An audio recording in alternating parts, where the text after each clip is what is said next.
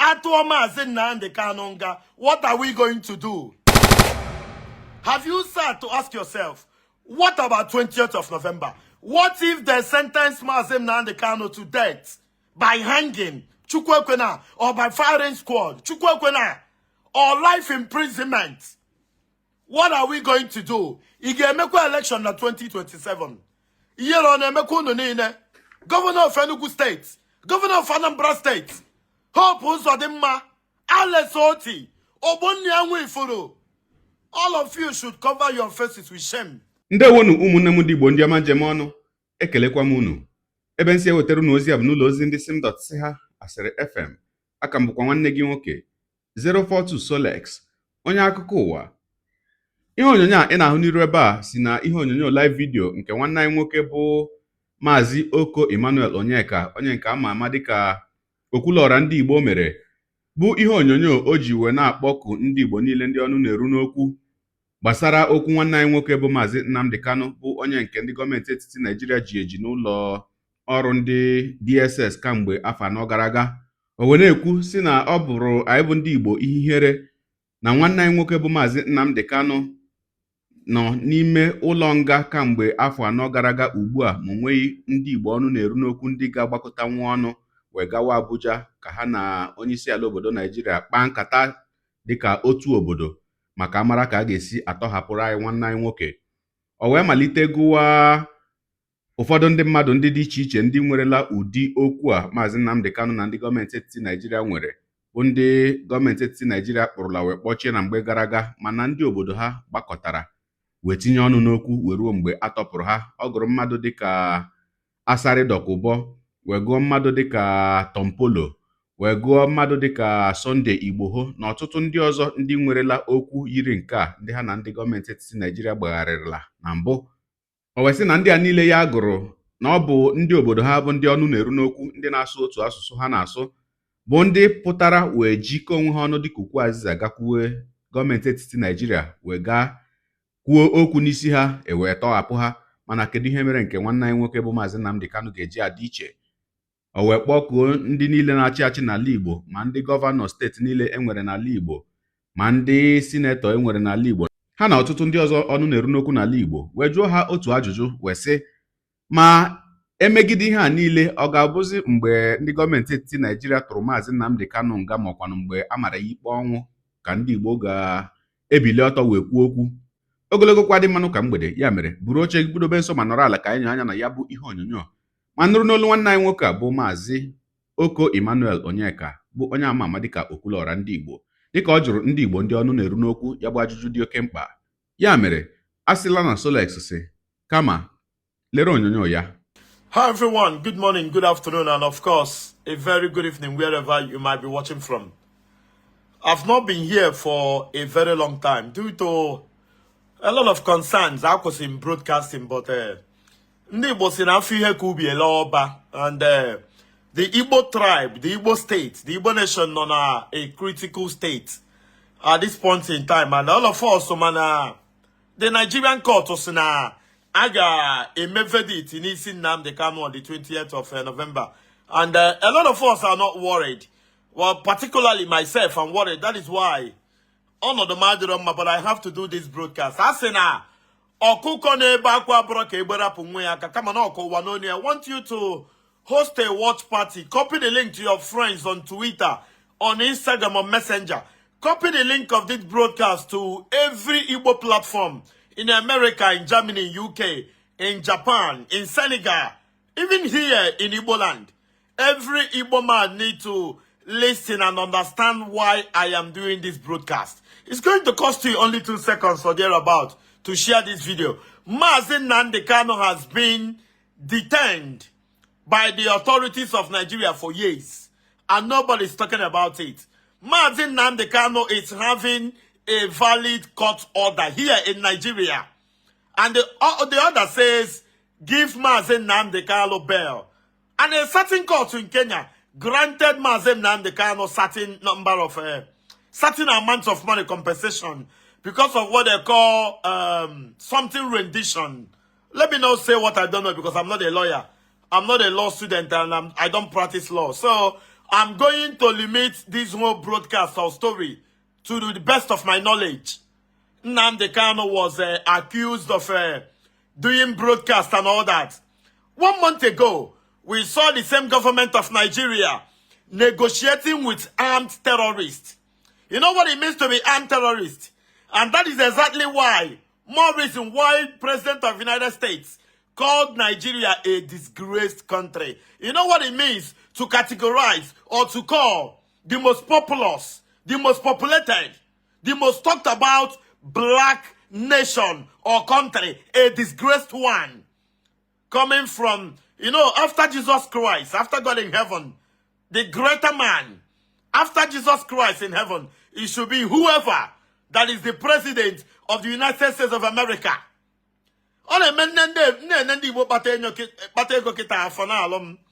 Ojukwu was in same scenario.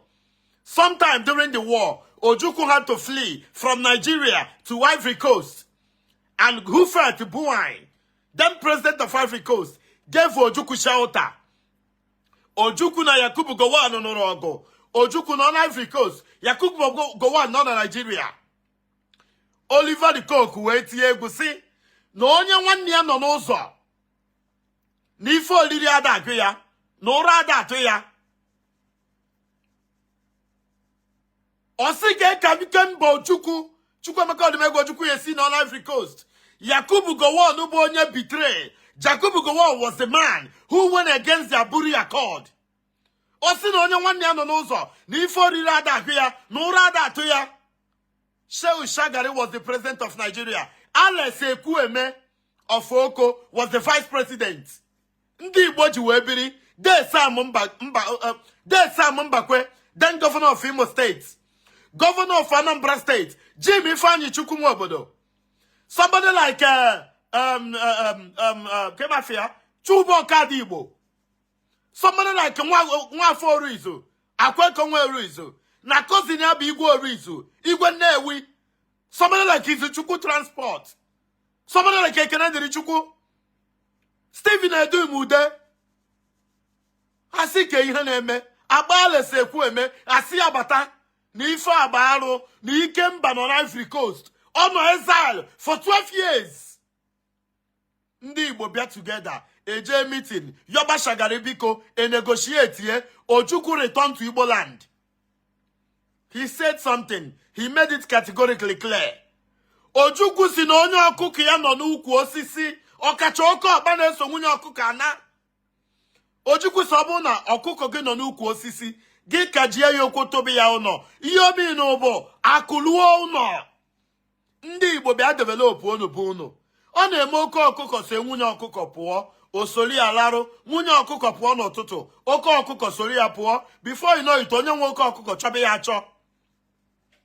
I watch him birthday. I like him on what Tinubu so much. I don't tribalistic. I only tell you the facts and figures. What Tinubu, Shayi Tinubu. I'm from Shayi Tinubu as a very simple guy. A guy named pride. Even though now they project here to be the next governor of Lagos State, son of the president, commander-in-chief of the armed forces, son of Senator Remi Tinubu. Shayi Tinubu kane kumakia. Shayi Tinubu was to birthday ya. 4 Igbo big boys. All of them went to the birthday party of Shayi Tinubu. None of them told Shayi Tinubu about Mazi Nnamdi Kanu. Governor of Ebonyi State, Governor Boni Anwifuru Bonye APC, Governor Tinubu from all accounts. I have never seen Governor Tinubu before. Manandini ne na Tinubu mekogoriye se na Tinubu de reliable, no the worthy, no kwagim kwa no gemi fa no gemi ya. Governor Boni Anwifuru Bonye APC, Governor Hope Uzodimma, Governor Hope Uzodimma Bonye APC, Governor Charles Soludo is almost in APC. We don't know the situation of Governor of Abia State, Alex Oti. Deputy Speaker, House of Rep, Right Honorable Benjamin Kalu Boni Abia State. Honorable Benjamin Kalu Ibo Abia State. Mazi Nnamdi Kanu Boni Abia State. If I let a time game with Ndi Igwe na Igbo, Ogane natural Igwe, Ogane organic Igwe, Igwe and Wazina Igwe certificate. ọ na-agba m anya mmiri n'ala Igbo na gọvanọ pụta, local government chairman pụta, igwe kwụrụ ọtọ, aha arụ ka ọ bụ n'ala Igbo. Ọ na-echeta eme Eze Awọkọ, Eze Joe, Igwe Nzam, Igwe Jesi Emeka of Ụmụ Eze Anam, Igwe Orizu na Nnewi, Igwe Nata na Ogbu, Igwe Jonab na Ọkụzọ. I don't know where we go from here. The current governor of Enugu State by APC, Governor Peter Mba, and you know, when Peter Mba perform well, I tell you, when Peter Mba perform poorly, I tell you, my relationship and personal love for Peter Mba cannot be, it's non-negotiable. I have utmost respect for Governor of Enugu State, Governor Barrister Peter Nnamdi Kanu. Peter Mba by APC. And now do why Peter Mba by APC. I see no connect Yandi Igbo and Enugu to the center. Governor Peter Nnamdi Kanu is now in APC. Governor Peter Nnamdi Kanu, with all due respect, I'm not Monday advice. I'm not in government. I'm not a politician. Governor Peter Nnamdi Kanu, if you want to win the heart of Igbo people, go to Abuja. You are in Abuja. Governor Peter Nnamdi Kanu of Enugu State. 95% of Igbo people want to see Mazi Nnamdi Kanu released. Nobody cares about your re-election. You are going to govern Enugu State for 8 years. Governor Peter Mba, Afungi the other time with the Air Force.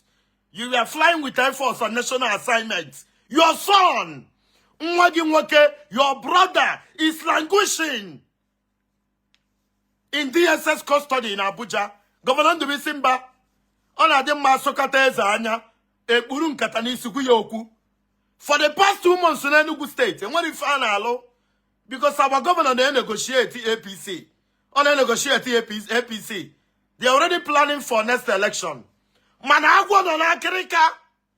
Somebody should copy this message, send it to the governor of Enugu State. He's my brother. I love him so much. And I have to tell him the truth. And may praise the Governor Peter Mba more for me. Peter Mba currently had a more for me. How many days can Peter Mba spend in Enugu State? Ask yourself, and where run Enugu State in the last 2 months? Governor Peter Mba by APC. Nobody cares about that. Governor Peter Nnamdi Kanu, you are in fact, you are a representative of Igbo. Enugu is the capital of Igbo land. Have you sat to ask yourself, what about 20th of November? What if they sentence Mazi Nnamdi Kanu to death by hanging, Chukwekwena, or by firing squad, Chukwekwena, or life imprisonment? What are we going to do? Igemekwa election na 2027. Governor of Enugu State, Governor of Anambra State, Hope Uzodimma, Alex Oti, Ogbonnianwu Ifuru. All of you should cover your faces with shame. Okwulora ndị Igbo, ọbụna m agwara unu eziokwu, Chineke were ndụ m. I fear no human being. So onye na-atụ egwu bụ ekekere ụwa. Oliver Lukoku si na onye nwanne ya nọ n'ụzọ, n'ụra ada atụ ya, n'ihe oriri ada agụ ya. O si na eme nwata ka emere ibi ya, obi dị ya mma. With all due respect, I'm going to mention names. Asari Dokubo, Government Tompolo, His Royal Majesty, Ateketom, Amayanabo for Kereka. Somebody like a Sunday Igboho, with all due respect, Amayanabo for Kereka. Igwe no Kereka Ateketom. Nde we go similar issues with federal government of Nigeria. There are people who went to federal government and negotiated. Nobody in Igbo land want to talk about Nnamdi Kanu. Nobody want to talk about the court judgment he obtained. Nobody want to talk about the compensation. Everybody want re-election. Governor Soludo, if you like, you govern Anambra for 50 years. One day, nature is going to retire you. Governor Peter Nnamdi Kanu, if you like, you rule Enugu State for 50 years. Nature is going to retire you. And I tell you people one thing. One day, Igbo youths are going to rise against all of you. All of you are selfish. Governor Peter Nnamdi Kanu, You connected to the center. You connected to APC. What are the dividends? Mazi Nnamdi Kanu was called in Enugu, I think in 2019. When Governor Ifeanyi Ugwuanyi was there, they told Mazi Nnamdi Kanu to drop Biafra and make demands. He said, okay, before the conversation, make Onitsha a seaport, a proper seaport. Mazi Nnamdi Kanu said, make Igbo a seaport, a proper seaport. Construct second Niger bridge. Make Enugu airport an international airport. Is this too much to ask? Onye obuna no Enugu mana Peter Mbe birozi na Enugu. I love Peter Mbe so much, man. Adema atu yegu. Any den toro mmadu ibe megu Chineke were ndom. As the federal government in our governor of Enugu state contract. EJ rehabilitate all the police facilities in Nigeria. Governor of Enugu State is now moving with presidential air force. Governor of Enugu State. Is it not high time to take 1 minute and say, Mr. President, my people, Igbo people are clamoring. They are demanding. They want the unconditional release of Mazi Nnamdi Kanu. Is it too much? And I'm Enugu. When you find out in Enugu now? As of 6 months ago, Enugu, one of the fastest rising city or state in Africa. Everything is on hold because our governor moved to APC. And we were told that if you go to APC, everything is going to be easy. Governor Peter Mbe saying, but where is your conscience? People of Enugu are lamenting. People are complaining. Soludo na Agboegu, a professor without dignity, a professor without integrity, a professor without shame. Governor Soludo doesn't behave like a professor. Onabasi na mmadụ nwe professor, onwe nu stays, onwe composure, or man how to talk. Governor Soludo of almighty Anambra State is turning into a stand-up comedian. Alex Oti, Mazi Nnamdi Kanu, by the virtue of state and origin, is from Abia State. Governor Hope Uzodimma, Abia na Imo bụ fiye, anyị niile bụ ndị Igbo. Before 1970, in fact, as at 1976, there were only 2 Igbo states, Anambra or Enugu. Anambra and Imo. Enugu and Abia were created in 1991. Ebonyi in 1996. Atuoma Mazi Nnamdi Kanu, what are we going to do? Juo onwegi, kebe Sunday Igbo hono. Kebe Igwe atekamba wali no Igwe. Ama about for Krika. They had similar cases with Mazi Nnamdi Kanu. Their people came. Sometimes, so but about the personality. It's about pride. It's about identity. It's about the people. Every day, but Mazi Nnamdi Kanu na court. Emeya caricature. Or you know Fuakwa. For how many years? Our governor in Enugu is flying a presidential jet. Our governor in Enugu is dining with the president, commander-in-chief of the armed forces. Our governor in Enugu is more concerned about the election in 2027. If you win election in 2027, it's remaining 4 years. Before you close your eyes and open it, 4 years will elapse. You are no longer the governor of Enugu State. With all due respect, Mr. Governor. Every day, unu na-enene Mazi Nnamdi Kanu, nwa unu nwoke, ọ bụgodị na onwe ihe ọjọọ mee. Let's assume na onwe ihe ọjọọ mee. In 1982, Stephen Edumude, Chubo Kadigbo, Oliver the Coke, Dan Ubajaka, C.N. Lodibe, Ekene Ndowa, Deputy Governor of Anambra State, Roy Umenyi, I'm deputy governor of Anambra State then. Alan Sekweme, Oliver the Coke Kunebe, ndị niile na-achị Nigeria. Ekene dịrị unu. N'unu emegwu unu kwere anyị na nkwa. Alhaji Galadima, osi ekene dịrị ya. President Shehu Shagari, aka na-achị Nigeria, ekene dịrị ya. Who is going to be man enough to approach a president of Nigeria and talk about Mazi Nnamdi Kanu? Governor Hope Uzodimma. Governor Peter Mba, shaman, all of you. In my presence, none of you is fit. I remember when I was a little boy in Anambra State, the governor was Chinua Kembadinuju. Chinua Kembadinuju was everything. Chinua Kembadinuju was shamelessly buried last year. Onyo so gebori gawo. Look at a warlord. Chukwu Emeka Odumegwu Chukwu, the only Ikembe enwe na Igbo. On 6 feet. The Zeke of Africa. Zeke on 6 feet. Asene eha yizo na ya Chineke. Mgbe ị na-ekpuchi mmehie gị, chene nwere anya na afọ gị. Governor Enugu State bụ nwanne m, I love him so much. But presently, Governor of Enugu State in our committee blunder. A lot of indigenes of Enugu are crying for one reason or the other. If I don't say it, Chineke Warendum, dear Governor of Enugu State, how many days are you spending in Enugu? How many days are you spending outside of Enugu? You are taking up a national contract. Are there no competent people, engineers, contractors in Nigeria that is going to take up the contract of rehabilitating all the police institutions in Nigeria? Ichichabere Enugu. Enugu Kanebakwa. And you are the man in charge, roaming around with private jets. Chineke Bomoku spare word ever.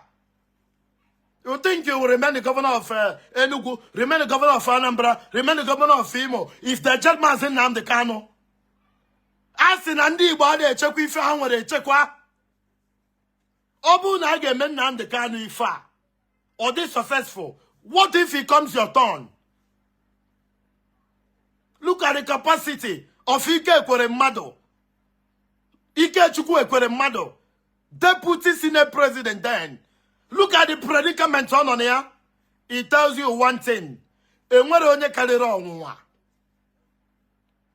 What do we do? On 20th, the court says we are going to rule on Mazi Nnamdi Kanu, and they told him to file a defense. He said, why would I file a defense? There is existing court order which Nigerian state refused to obey. Even under Buhari, that judgment came. Nigeria refused to adhere to a court ruling. Somebody had a court near judgment. Nobody wants to adhere to court judgment or ruling. And you want to try such person, same person in the court. He said, I have no confidence in the court. Right Honorable Benjamin Kalu, Governor Peter Ndubisi, Governor Bonyanwifuru, Governor Hope Uzodimma, Governor Alesoti, Governor Charles Soludo, the stand-up comedian. We are watching with keen interest.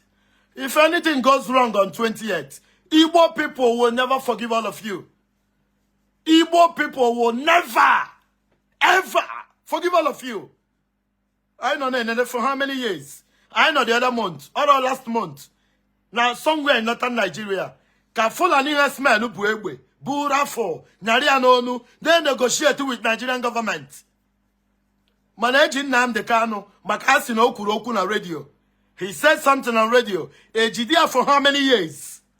When somebody they armed, government they negotiate with them. Thank you very much and God bless.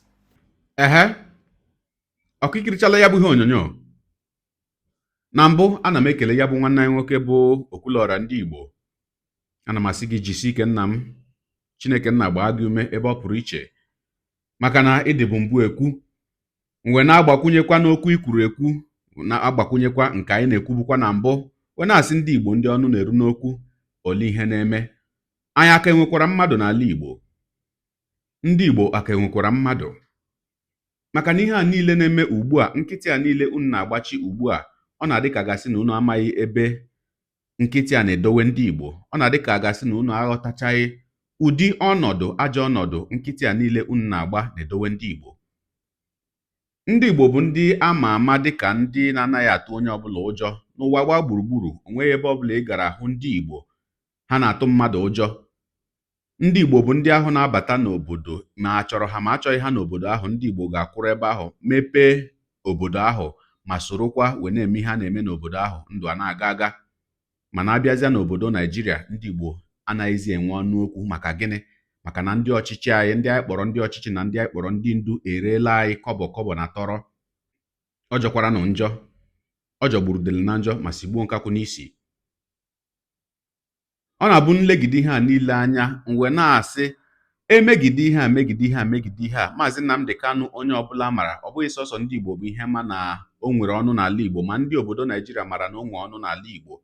Ndị obodo Naijiria mana ndị Igbo na-ege ya ntị ma ọ na-ekwu okwu. Mana kamgbe eji ya bụ nwanne anyị nwoke eji ndị ọnụ na-eru n'okwu n'ala Igbo agbachisịa nkịtị.